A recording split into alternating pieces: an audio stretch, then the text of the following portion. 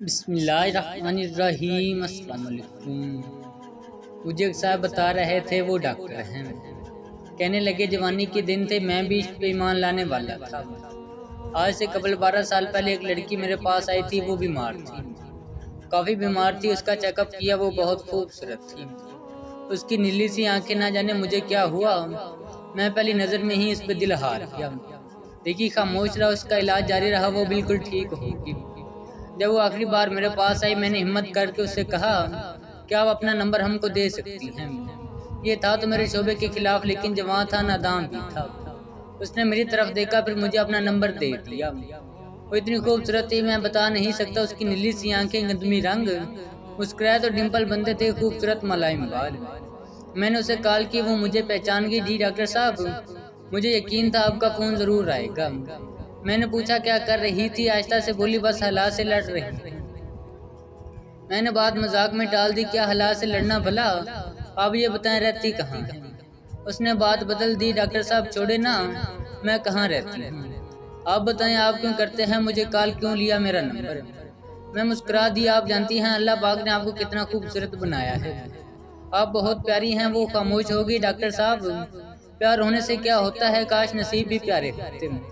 میں نے سوال کیا کیوں، آپ کے نصیب کو کیا ہے؟ وہ چپ ہوگی۔ ڈاکٹر صاحب آج ٹائم پاس کرنا چاہتے ہیں مجھ سے؟ وہ یہ بات کر رہی تھی، میرے پاس مریض آ گیا۔ میں نے فون بند کر دیا۔ ہماری بات ہوتی تھی، وہ مجھے کہتی ڈاکٹر صاحب آپ کا عشق میں جانتی ہوں، کہاں تک ہے آپ بتا دیں، کب تک، کس وقت آپ کو ملنا ہوں۔ اس کی یہ بات سن کر میرے رونگٹے کھڑے ہو گئے۔ میں نے کہا تم کو یہ بات کرنے سے پہلے سوچنا چاہیے تھا، میں ایسے انسان نہیں ہوں۔ میں نے اس سے پوچھا آپ کی امی ابو کون ہیں؟ فیملی میں آہستہ سے بولی صرف امی ہے اور 2 چھوٹی بہنیں، ابو نہیں ہے، بھائی بھی نہیں ہے کوئی۔ میں نے گھر کے اخراجات کا پوچھا، کیسے گھر کا نظام چلتا ہے؟ وہ خاموش ہو گئی۔ عشاء کی نماز کا وقت ہو گیا تھا، کہنے لگی میں نماز پڑھ لوں؟ میں نے جواب دیا ہاں ضرور۔ وہ صرف دن میں بات کیا کرتی تھی، رات کو مجھ سے بات نہیں کرتی تھی۔ میں نے بہت بار کہا تھا رات کو بات کیا کرو، لیکن کہہ دیتی میں رات کو جلدی سو جاتی، میں نہیں کر سکتی رات کو بات۔ خیر ہماری بات کا سلسلہ چلتا رہا، 1 سال گزر گیا۔ میں نے اس سے شادی کرنے کا ارادہ کر رکھا تھا، اس کی بہت عزت کرتا تھا، کیونکہ وہ 5 وقت کی نماز پڑھتی تھی۔ اس کو دیکھ کر میں بھی 5 وقت نماز پڑھنے لگا تھا۔ میں اس پہ حق جتایا کرتا تھا، اس کے ساتھ مجھے اپنے پن کا احساس ہونے لگا تھا۔ وہ مجھے کھانے کے وقت میسج کرتی، پیار سے کہتی آپ نے کھانا کھایا، مگر کھانے سے لیٹ ہو تو وہ مجھے ڈانٹنے لگتی، لیکن ہمیشہ وہ ایک بات کہتی تھی ڈاکٹر ابرار آپ بہت اچھی انسان ہیں۔ میں نماز پڑھ کر دعا کرتی ہوں اللہ پاک آپ کو بہت اچھی ہم سفر عطا کرے۔ میں تڑپ کر اسے کہا کرتا ایمان میری ہم سفر بس آپ ہی ہیں، آپ سے ہی شادی کروں گا، لیکن وہ زور سے ہنسنے لگتی، نہیں ڈاکٹر صاحب میں آپ کے قابل نہیں ہوں۔ وہ بات ادھوری چھوڑ جاتی۔ مجھے یاد ہے میں اسے جتنا بھی ڈانٹتا، جتنا بھی کچھ کہتا، وہ غصہ نہ کرتی۔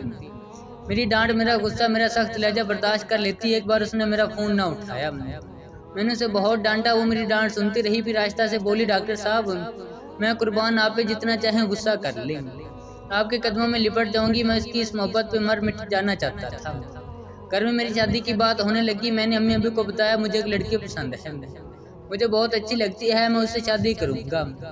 امی ابو نے بھی ہاں میں ہاں ملائی، ٹھیک ہے پتر جیسے تم کہو، زندگی تم نے گزارنی ہے۔ میں نے اپنی بہن بھابھی اپنی امی کو سب کو ایمان کی تصویر دکھائی، سب کو بہت اچھی لگی، وہ تھی ہی خوبصورت، میں بہت خوش تھا۔ سب کہہ رہے تھے جلدی سے ایمان کے گھر جائیں گے رشتہ لے کر۔ میں نے ایمان کو کال کی، ایمان اپنے گھر کا ایڈریس دیں، میرے امی ابو آپ کے رشتے کے لیے آ رہے ہیں۔ اس نے فون بند کر دیا۔ میں بار بار فون کرتا رہا، لیکن اس نے نمبر بند کر دیا۔ 5 دن گزر گئے، اس کا نمبر بند تھا، میں بہت پریشان تھا۔ اس نے کبھی اپنے گھر کا ایڈریس بھی نہیں دیا تھا۔ میں بہت اداس ہو گیا۔ میرے ایک قریبی دوست کی شادی تھی، مجھے بھی انوائٹ کیا۔ میں نہیں جانا چاہتا تھا، لیکن انہوں نے ضد کی، مجھے جانا پڑا۔ وہ دوسرے شہر میں تھا، میں وہاں گیا۔ مجھے دوست کہنے لگے بہت بڑی کنجری بلوائی ہے، کیا ڈانس کرتی ہے، کیا ناچتی ہے، کیا کمال کا پیس ہے یار۔ میں تو ایمان کی یاد میں اداس تھا، وہ اچانک کہاں غائب ہو گئی۔ دوستوں کے ساتھ بیٹھا ہوا تھا، پروگرام شروع ہوا، سب سیٹیاں بجانے لگے، شور تھا، ایک میوزک شروع ہوا، کچھ لڑکیاں ناچتے ہوئے اسٹیج پر آئیں، میوزک بجنے لگا۔ پھر ایک قیامت مجھ پہ گزری، میری نظر نے جو دیکھا مجھے مار گیا۔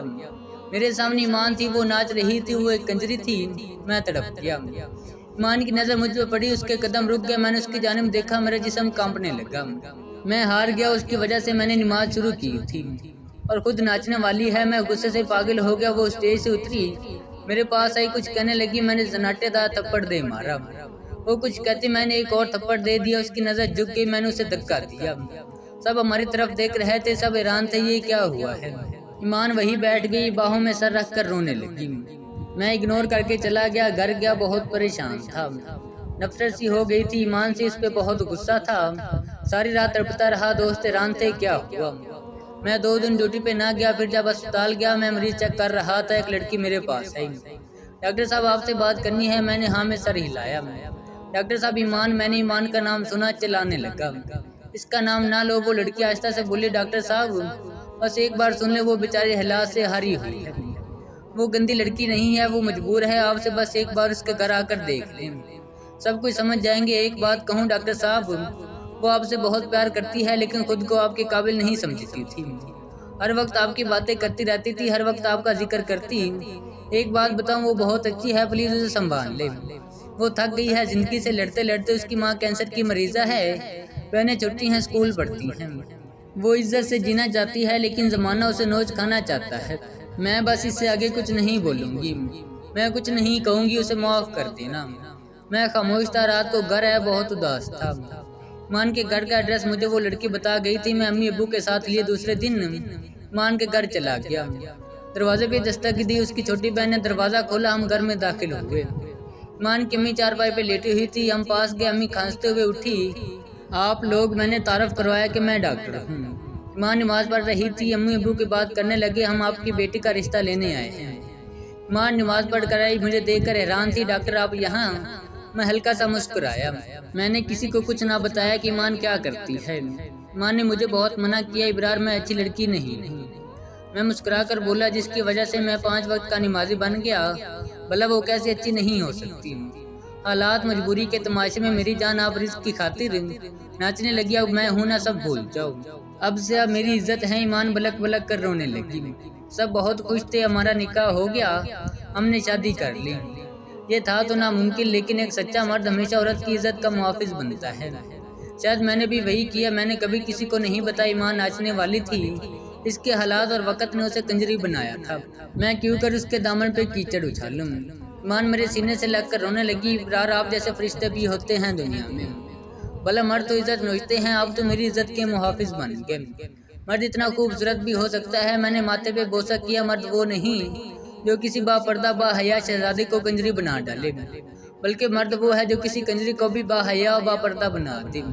آج کل ہر مرد بھوکے کتے کی طرح عورت کو نوچنا چاہتا ہے، عورت کے کردار پہ بھونکنے لگتا ہے، لیکن کوئی کسی کے ماضی کی جانب نہیں دیکھتا، نہ جانے کتنے درد، کتنی مجبوریاں، کتنے دکھ اٹھائے جی رہی ہوتی ہے۔ ایک بس میں ہوسٹس کا کام کرنے والی، کسی آفس میں صفائی کرنے والی، کسی ہوٹل میں ویٹر کا کام کرنے والی، یا پرائیویٹ اسکول میں ٹیچنگ کرنے والی، کوئی بھی لڑکی خوشی سے گھر کی دہلیز پار نہیں کرتی، ہزاروں مجبوری اور نہ جانے کتنے دکھ اٹھائے وہ زمانے کی سرد ہوائیں برداشت کر رہی ہوتی ہیں، ہم مرد کتنی آسانی سے اس کے کردار پہ جج بن جاتے ہیں۔ ختم شد۔